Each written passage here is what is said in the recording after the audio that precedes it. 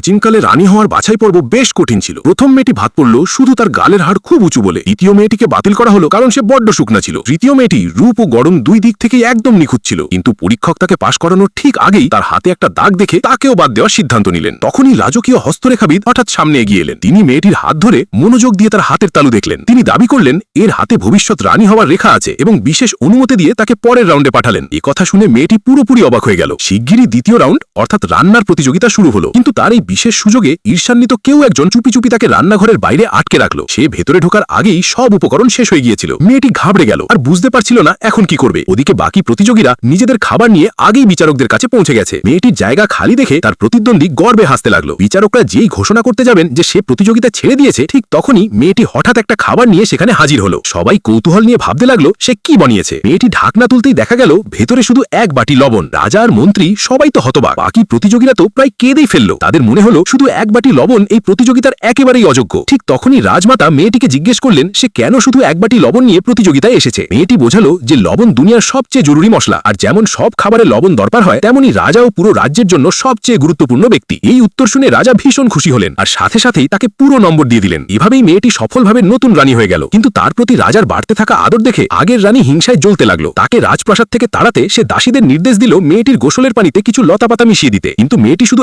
একবার শুঁকেই বুঝে গেল যে পানিতে অদ্ভুত কিছু মেশানো হয়েছে। না জানার ভান করে সে দাসীদের নিজের কাছে